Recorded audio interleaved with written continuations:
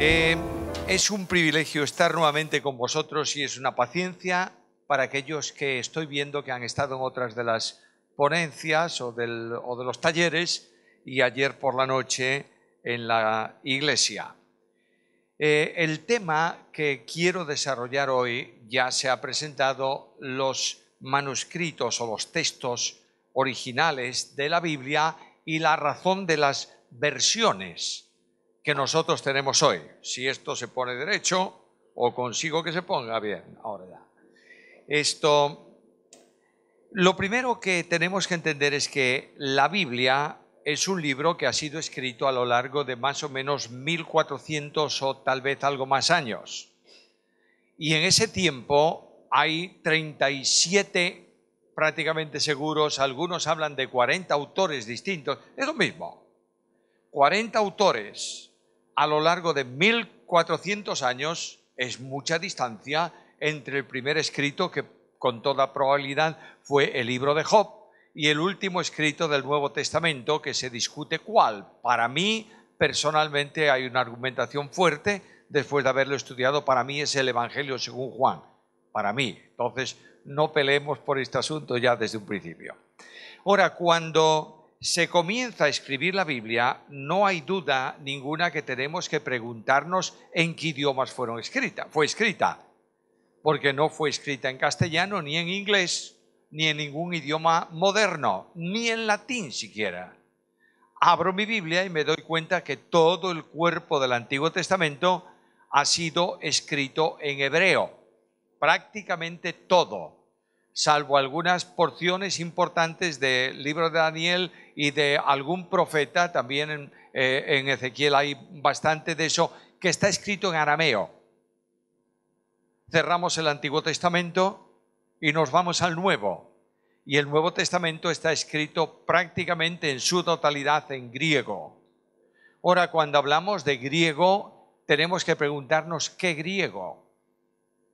Que el griego clásico, el griego histórico, fue dando paso a otros tipos de griegos, y el griego es un conjunto de idiomas de la misma raíz, eólico, jónico, doro, helenista, etcétera, etcétera, que son de distintas contexturas, aunque se puede entender y se puede coordinar bien. El Nuevo Testamento se escribe en griego koiné, el griego común. Pero el griego koiné no es tampoco igual en todos los sitios y de todas las maneras, y hay modificaciones. Por tanto, cuando voy a la Biblia tengo que preguntarme ¿quién escribió? Bueno, los autores. ¿Y cómo escribieron? Al impulso de Dios, de acuerdo. ¿Es inspirada la Biblia? Por supuesto, toda ella, sin duda. ¿Inspiración literal o conceptual? Literal. ¿Pero ha sido dictada por Dios? No, señor. Dios no dicta la Biblia. Dios comunica el mensaje y el escritor humano seleccionado por Dios escribe. De ahí que haya en la Biblia muy distintas formas y muy distintas culturas. No es lo mismo un escrito de un hombre de leyes preparadísimo en la mejor universidad del mundo, yo diría licenciado con honoris causa en leyes, en conducción, en sociedad, en psicología, en ejército, que es Moisés, frente a un rey enormemente culto como es Salomón. Hay diferencias. ¿Y qué me diréis comparando a estos dos, por vía de ejemplo, con un boyero recogedor de cabrahigos, el profeta? Pues es la cultura y la dicción y la erudición y la expresión es distinta. Ahora, el Antiguo Testamento en hebreo, y hablaré un poquito del hebreo antes de nada, el idioma hebreo es muy distinto al idioma griego, conceptual y semánticamente. El idioma hebreo es corto en vocabulario, por tanto tiene que ser muy rico en figuras. Por ejemplo, voy a deciros un texto de un salmo. Lo digo en mi versión Reina Valera 60, luego os diré por qué quiero tanto esa versión. Bueno, porque la memorización está ahí, no por otra razón. El que habita al abrigo del Altísimo morará bajo la sombra. Esto a un griego ni se le ocurre. porque lo que está hablando el hebreo es de una figura que pueda ser comprensible, expresada figurativamente. El Dios de la gloria abriga ¿a quién? A todos. Y el que se mete debajo de ese abrigo está morando bajo la tutela, la sombra del Omnipotente. Un griego no diría eso. Un griego, el idioma griego es la matemática del idioma. De manera que el griego tiene una formulación expresiva muy concreta, muy precisa, muy determinada, y el griego se expresa analizando cada una de las palabras. Aparte de eso, del análisis, si está en dativo, en acusativo, si es un vocativo, si es un nominativo, todas esas cosas tienen un concepto muy claro, porque un dativo en griego indica una orientación, una dirección o una procedencia. No es lo mismo decir a Dios que decir de Dios. Por tanto, el griego analiza, utiliza a veces las preposiciones y luego el nombre, el sustantivo. Otras veces simplemente declina el sustantivo. Hay que conocer bastante para entender, pero es matemáticamente preciso. Luego los verbos griegos tienen una enorme variedad. Hay un tipo de verbo, una formulación verbal que es el optativo, que no existe en ningún idioma. Pero es una opción verbal, un condicionante verbal que hay que entenderlo de esa determinada manera. Por tanto, los idiomas bíblicos del Antiguo Testamento tienen una enorme riqueza para revelar y comunicar a Dios. Los dioses antiguos eran dioses guerreros, eran dioses, algunos de ellos tremendamente bárbaros, que exigían que el hijo mayor fuese pasado por el fuego, etcétera, etcétera, etcétera. El Dios de la Biblia es el Dios de la gracia. Y esto solo se puede expresar con estos conceptos, como la gallina cuida a los polluelos. El amor tremendo y eficaz de Dios hacia su pueblo. Por tanto, Dios escogió un pueblo y un idioma. Ahora, el idioma hebreo es un idioma antiquísimo. Los liberales dicen que no es posible que los textos bíblicos se hayan escrito en hebreo en las fechas en que se dice que fueron escritos, porque en ese tiempo no se escribía el hebreo hasta que aparece una estela, una piedra, en una excavación en hebreo datada en los tiempos que los liberales dicen que no. Bueno, ¿para qué vamos a pelearnos con ellos? ¿Tú crees en la inspiración de la Biblia? Bueno, está muy bien. Ahora, tampoco creas tú en que los escritos empezaron hace 6.000 años. Moisés no vivió en ese tiempo. Está relatando acontecimientos que cronológicamente él sitúa de esa manera en la Biblia. Ahora bien, el Antiguo Testamento, el hebreo, pertenece al grupo de lenguas semitas. Y esas lenguas, especialmente el hebreo, está muy vinculada con tres tipos: con el ugarítico, el fenicio y el moabita. De modo que el hebreo es una de las manifestaciones del idioma moabita, seleccionado por Israel, desarrollado por él y escrito. Y ahí comienza la andadura del hebreo. El hebreo, por tanto, es un idioma cananeo, modificado y trasladado por un pueblo y un conjunto que elaboró definitivamente ese idioma. La característica del hebreo, una característica importante, es que utiliza 3 letras consonantes, tiene más, pero utiliza 3 letras consonantes que, mezcladas con una serie de vocales, no hay vocales en el escrito inicial del hebreo, pero mezclado con el sonido vocal genera y origina una larga serie de palabras. En ese idioma hebreo es transmitido la mayor parte del Antiguo Testamento. Y la evolución del hebreo no puedes entenderla más que comparando la antigüedad de los libros de la Biblia. Tú lees el libro de Job y luego lees, yo qué sé, el libro de Daniel, y te das cuenta que hay una evolución idiomática en la fijación del idioma, que naturalmente cuando termina el último escrito, ese idioma dio paso al hebreo de hoy. Es una bendición saber que el que puede leer el hebreo moderno tiene una enorme ventaja para leer el hebreo antiguo. Pero el idioma fue variando y la escritura del alfabeto fenicio, que es como se escribe prácticamente el hebreo inicial, da paso a la escritura cuadrada. Se llama cuadrada porque las letras las puedes meter dentro de un cuadro, y eso ya es un idioma mucho más moderno. Ahora ya tenemos el hebreo. Bueno, ¿cuánto sabemos de hebreo? ¡Qué barbaridad! No sabemos nada. Luego pasamos al idioma arameo. El idioma arameo es el idioma diplomático. Pero cuando hablamos de arameo estamos hablando de arameo antiguo. Y el arameo antiguo es una lengua que está más o menos desarrollándose y que termina en el siglo X. Entre el siglo X y el siglo VIII antes de Cristo. No estamos hablando de un idioma. Luego está el arameo oficial, año 1100 al año 600 tal vez antes de Cristo. En ese idioma arameo oficial está escrito parte del libro de Daniel o trozos del libro de Daniel. ¿Por qué? Bueno, Daniel era un diplomático.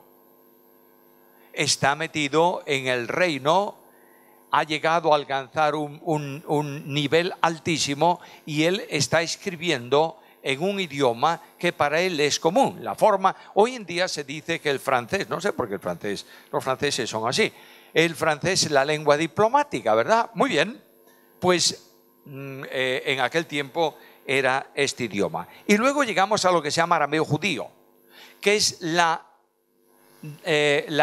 el traslado del arameo, digamos, tradicional y diplomático al uso cotidiano de la lengua en Palestina. De manera que, enorme sorpresa, Cristo Jesús, el Señor, y Pablo y muchos hablaban en arameo.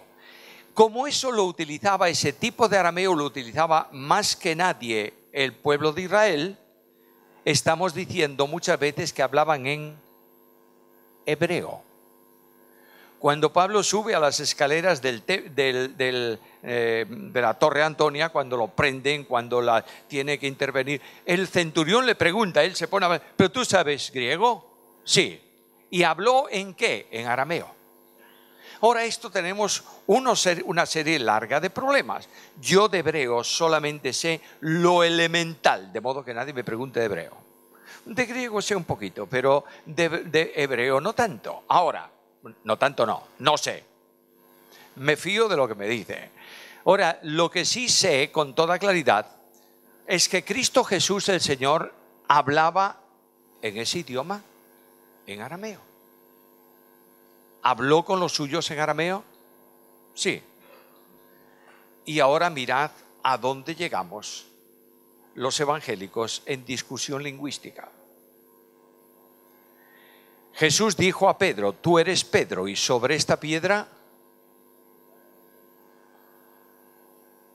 Y nosotros hemos inventado una argumentación, nosotros no, yo no participo en ella, una argumentación tremenda. Dios dijo a Pedro, tú eres piedrecita, Cefas, y yo soy litos, roca. Y decimos, qué bárbaro. Pero resulta que en arameo no hay dos distinciones.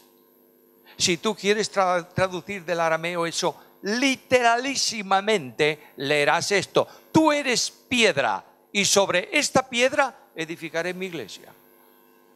No hay discusión. Una vez me resultaba difícil y lo pregunté a uno de los catedráticos de arameo de la Universidad Pontificia. Me dijo, sí señor, es así. De modo que los evangélicos no discutan de piedra o de piedrecita con alguien que sabe arameo. Bueno, he aprendido la lección, muchas gracias.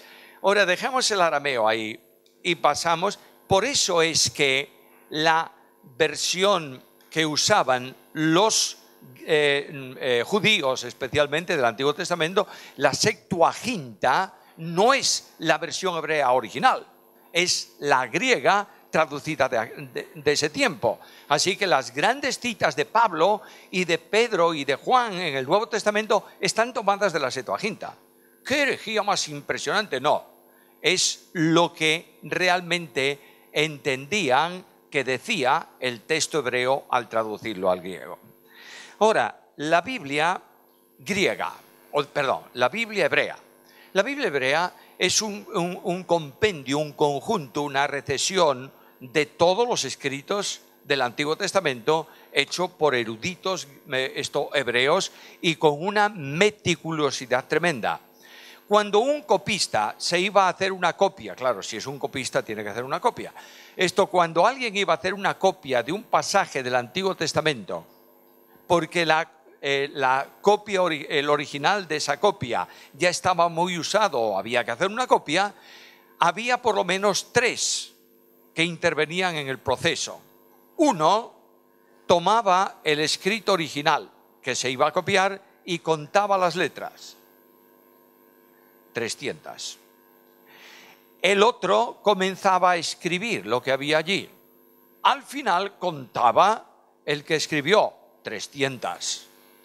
Y luego uno tomaba el escrito original y otro tomaba la copia y lo leían en conjunto para que no hubiese ninguna diferencia.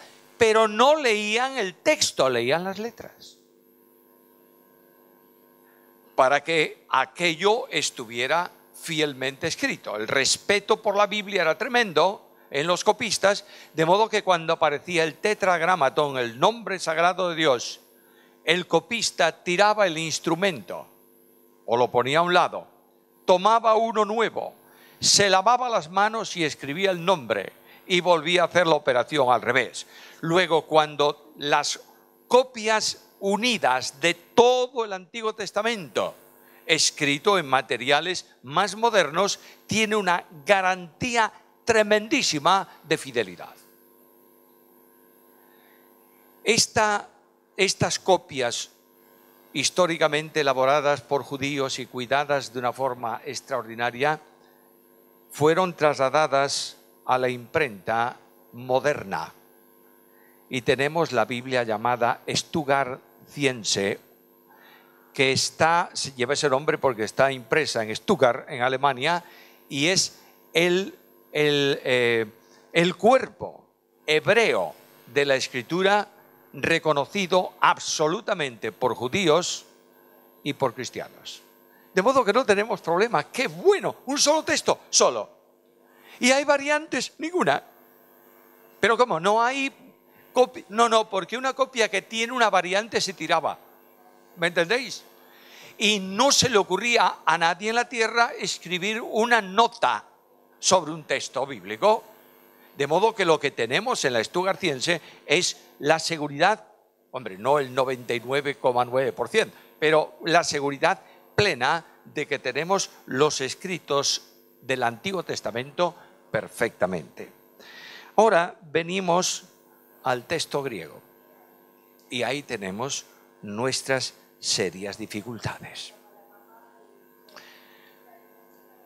Los textos griegos originales fueron usados especialmente por varios, o se tomaron y se adaptaron, se copiaron y se corrigieron en distintos lugares.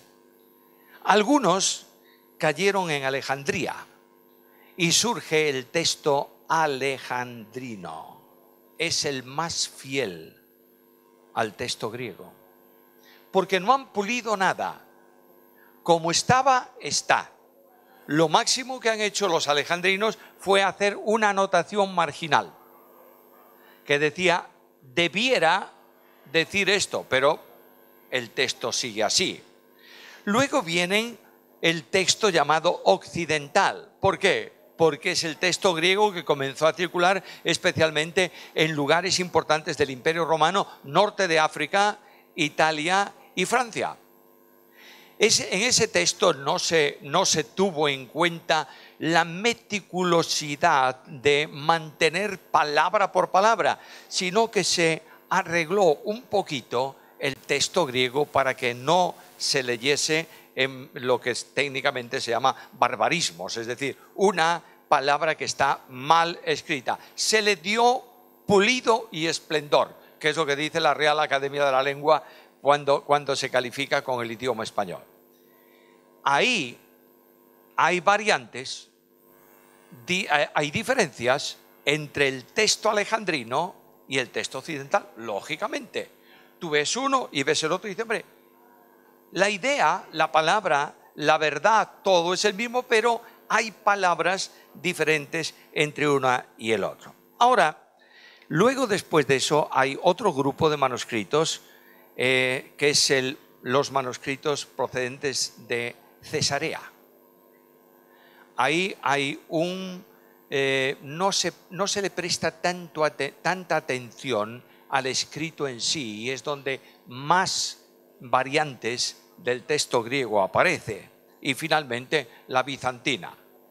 La bizantina es la menos segura de todas las recensiones del Antiguo Testamento. Vaya lío.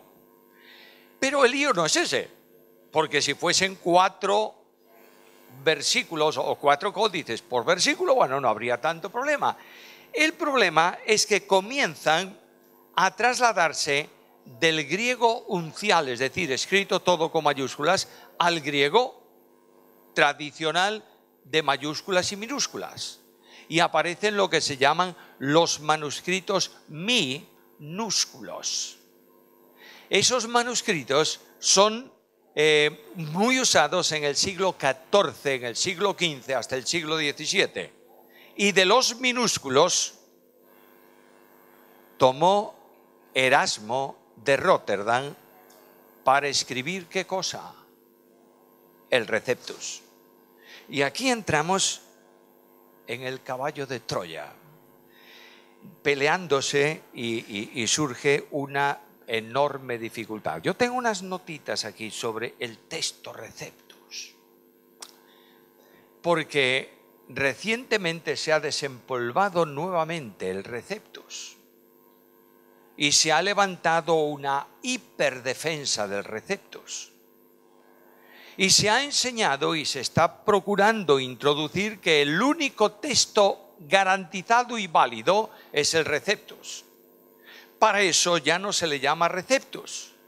Aparece con una sigla, una M, gótica, que significa texto mayoritario. ¿Es bueno el texto Receptus? Sin duda ninguna. Ahora voy a deciros algunas cosillas.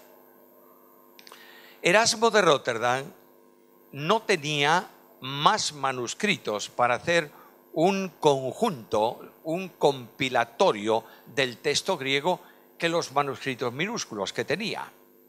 Y llegó a ciertos lugares donde no tenía manuscrito.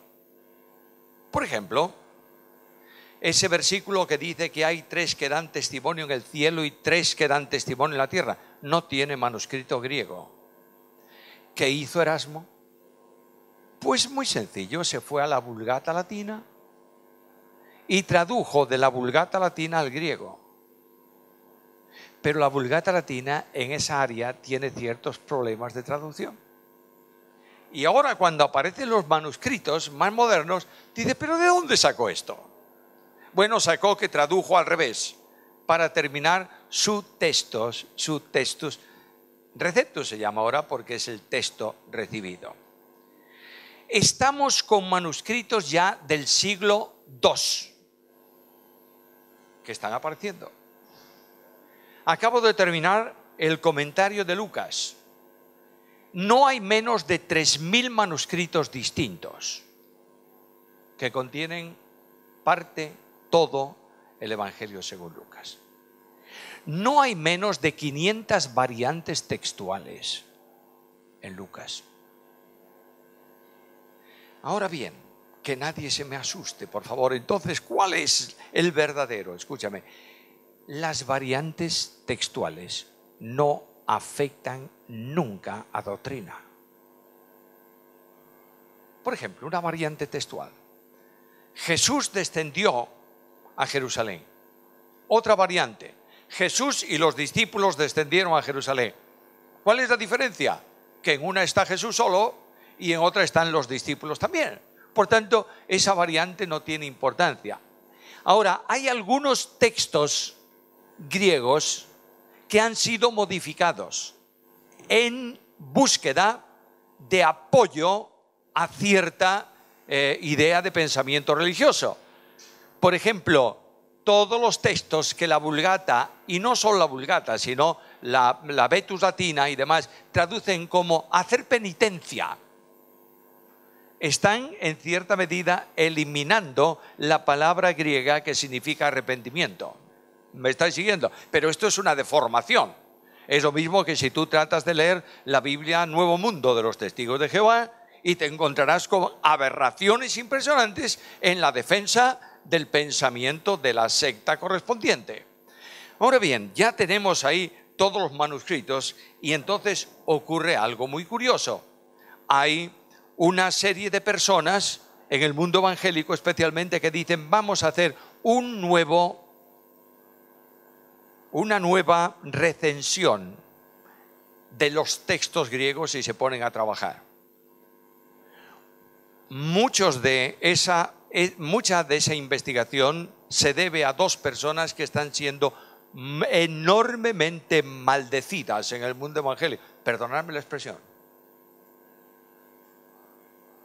Que es Hodge y Westcott. ¿Lo oísteis alguna vez? Son no sé qué y no sé cuántos. Mirad, lo que me interesa a mí del texto griego y a vosotros es la fidelidad de la traslación de la palabra al idioma, ¿verdad? Cuando yo tengo algún problema en griego, en una palabra rara, en la koiné, ¿sabéis a quién consulto? Pues a un profesor, doctor en filosofía y letras, licenciado en clásicas, que es ateo. Y yo le llevo mi Nuevo Testamento griego y le digo, ¿qué dice aquí? Y él me dice, ¿la palabra o el conjunto? No, dime la palabra en medio del conjunto. Me dice, esto aquí significa esto. Ya está. Y es ateo, no cree en la Biblia ni en la inspiración, pero sabe griego. Sabe griego y no está condicionado por el pensamiento protestante. Perdonadme la expresión. Bueno, entonces estos hombres que eran enormemente sabios en griego hicieron una recensión que termina en manos de Nestle Aland. ¿Os suena eso sociobíblicamente, Nestle Aland? Es el mejor texto griego que tú puedes usar hoy. Supervisado por las instituciones lingüísticas alemanas más importantes. Estamos en la 28ª edición de Nestle Aland. Y es más, me acaban de avisar hace poco tiempo que está en preparación la 29ª. ¿Por qué? Porque el Nestle Aland incorpora lo que se llama aparato crítico. ¿Qué es el aparato crítico? Bueno, el aparato crítico es que te dice, mira, este versículo que en tal y tal y tal y tal códice o manuscrito o tal dice esto, hay otra alternativa de lectura que dice esto otro.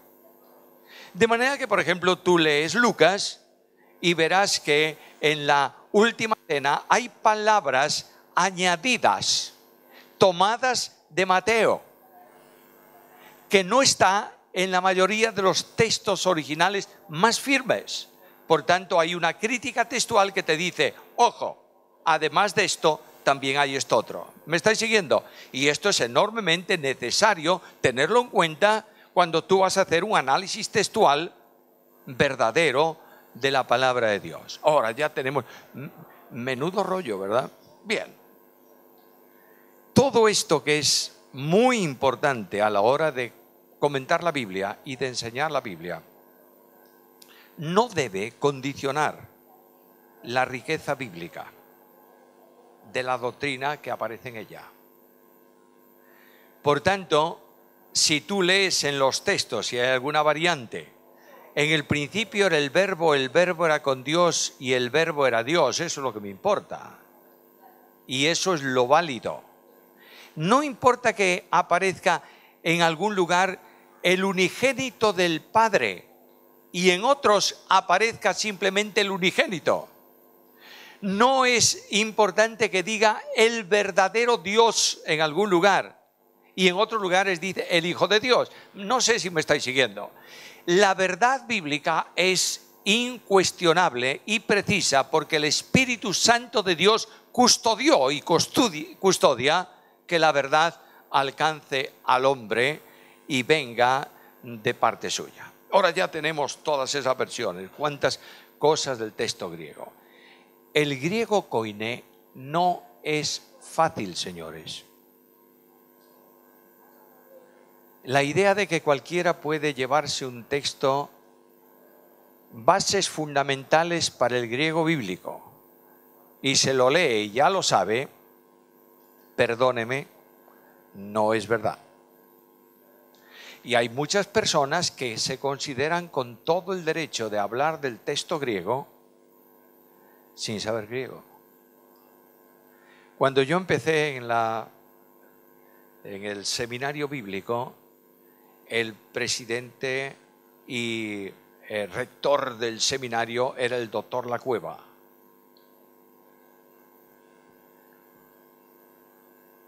Lo más duro del mundo en enseñar Biblia e idiomas bíblicos, lo más duro. Un alumno del Instituto Bíblico se examina y él dijo: esta materia solo se supera con 7. Y vino con su examen 6,93.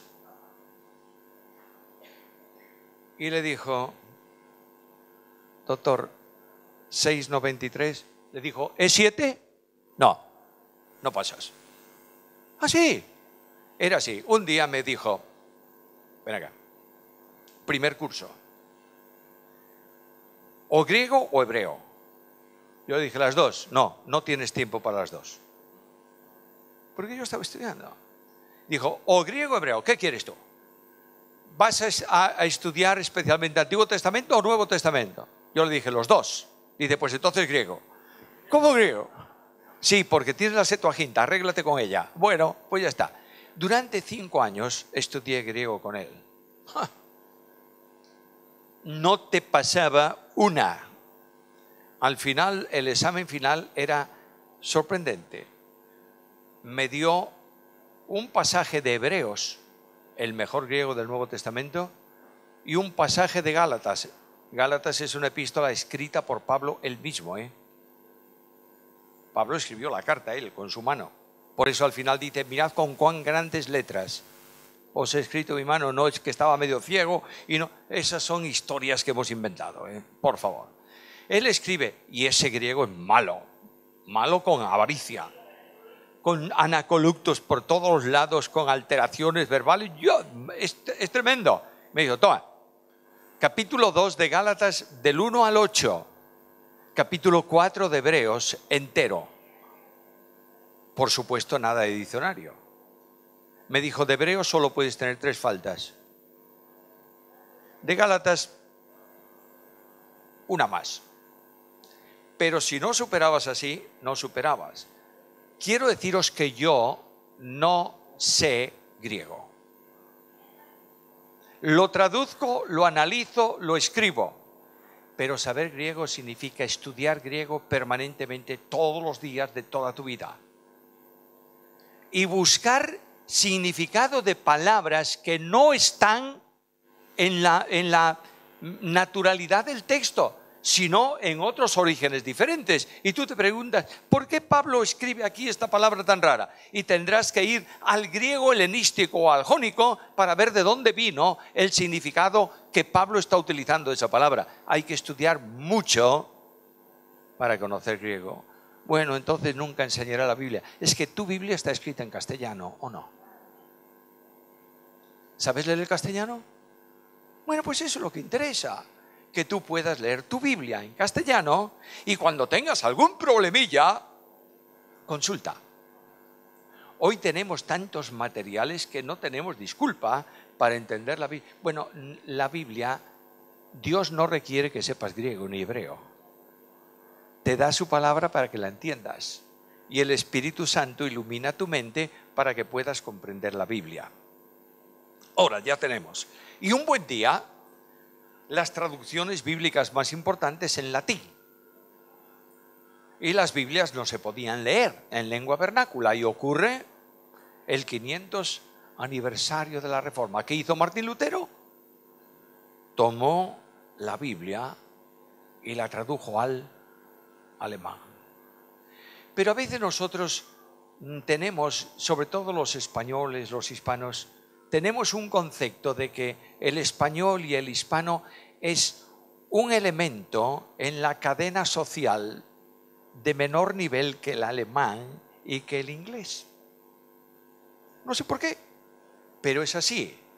Quiero deciros que la traducción castellana, que anticipó a muchas Biblias en idiomas sajones, es la Biblia de Ferrara. Y que después de eso está la enorme traducción de Casiodoro de Reina, actualizada, corregida por Cipriano de Valera. Tenemos un gran tesoro. Ahora, ¿de dónde tradujo Reina Valera? Del Receptus. De manera que nuestra Biblia, Reina Valera 60, tiene todos los problemas que tiene el Receptus. Es un tesoro nuestra Biblia Reina Valera.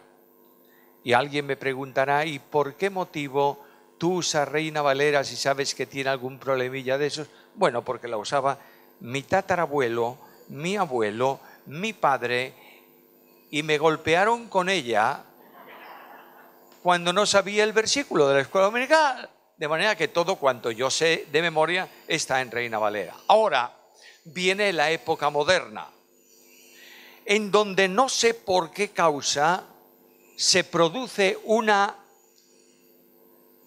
inundación de Biblias en el mercado. Y a veces de la misma versión.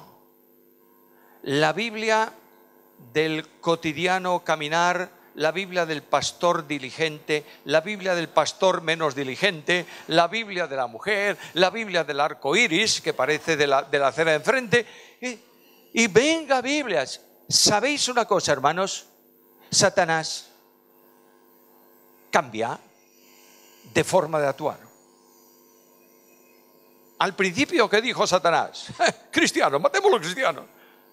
Y resulta que dice, mira que vas muy mal por ahí, le diría a alguno de sus demonios. Vas muy mal, mira, has matado a tantos y resulta que mira cuántos hay más. Y dice, paremos, no matemos cristianos. Ahora, quitemos la Biblia de en medio. No se puede leer la Biblia, ya está, ya hemos ganado. Se traduce la Biblia y se lee la Biblia. Teníamos una versión en castellano de la Biblia, ¿verdad? Todos estudiábamos la Biblia por ahí.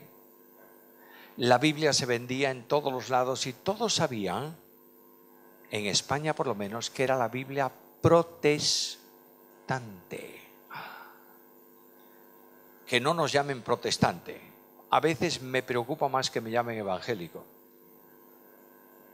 Porque hoy evangélico es todo aquel que no es católico o que no es ortodoxo. Y hay un pelaje evangélico que ¿para qué? Preferible que no. De manera que ya hay iglesias evangélicas en Francia que están volviendo a llamarse protestantes. Porque tú preguntas en Vigo, ¿dónde está la iglesia evangélica? Los protestantes. Sí. Y te mandan a la iglesia histórica de la ciudad. A lo mejor estás al lado de otra evangélica y te mandan a la nuestra. Qué bendición, es la propaganda de los años. Ahora viene el nuevo esfuerzo hecho por gente con mucho interés. No en corregir Reina Valera, no hay que corregirla. Nuevas traducciones. Voy a mencionar una eminentemente importante en Hispanoamérica. ¿Sabéis cuál es? La Biblia de las Américas. ¿La conocéis? ¿La usáis? Es muy buena porque, entre otras cosas, es enormemente honesta. Cada vez que el traductor incorpora una palabra complementaria que no está en el texto griego, la escribe en cursivas. Pero bueno, Reina Valera 1925 también tiene las cursivas. Desapareció en la RV60, que no tiene ninguna cursiva. Ahora, no me hables, por favor, de la Biblia de las Américas, porque parece ser que la única autorizada es Reina Valera. Pues sí, te hablo de la Biblia de las Américas. Te va a dar un concepto muy claro en ciertos lugares. Otra Biblia que seguro que has recibido algún mail en tu casa en contra de ella. NBI.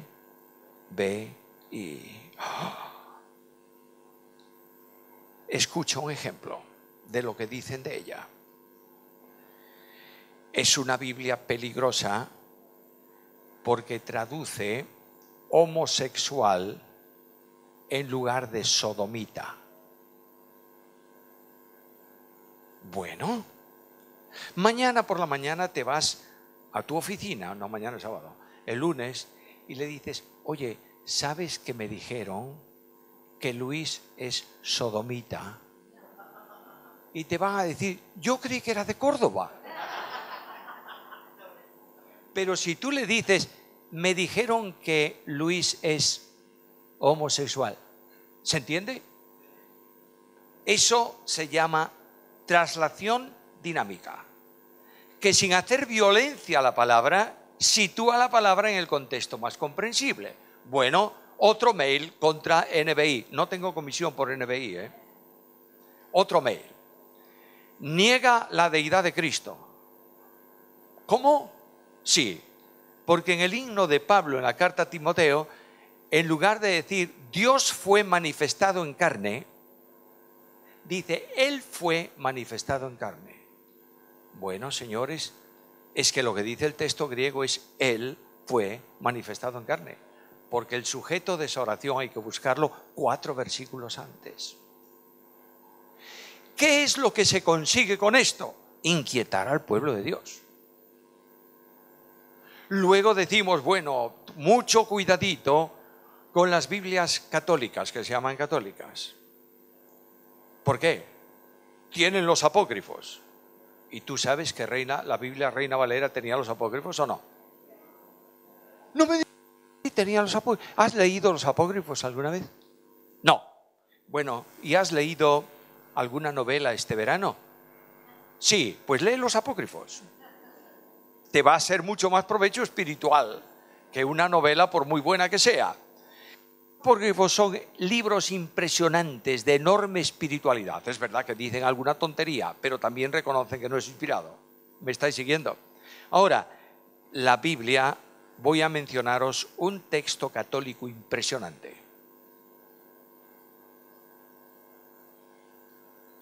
Cantera Iglesias. No Bover Cantera, ¿eh? Cantera Iglesias.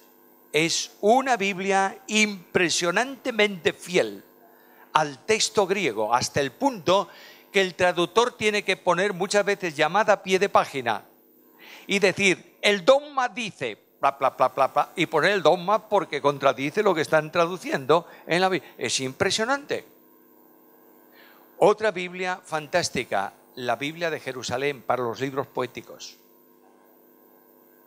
Aquellos que puedan leer el catalán, la Biblia catalana de Montserrat es una traducción colosal. De manera que tenemos un montón de traducciones buenas. Yo no digo que te llegues a casa y tires tu Reina Valera al instante. No, no, úsala, por favor, es un tesoro. Pero quiero decirte también que si no eres capaz o no puedes leer el texto griego, cómprate 4 o 5 o 6 versiones. Ábrelas y lee el texto en 6 versiones. Vas a encontrar a última hora prácticamente lo mismo que si hubieras traducido directamente del texto griego. Seguirá adelante la traducción de la Biblia y habrá serios problemas y tremendas críticas. ¿Cómo puedo decirle yo a un esquimal en su idioma el Cordero de Dios? Si el esquimal no sabe lo que es un cordero. ¿Qué es un cordero? Hay una traducción muy curiosa que pone la foca de Dios. ¡Ah, qué barbaridad!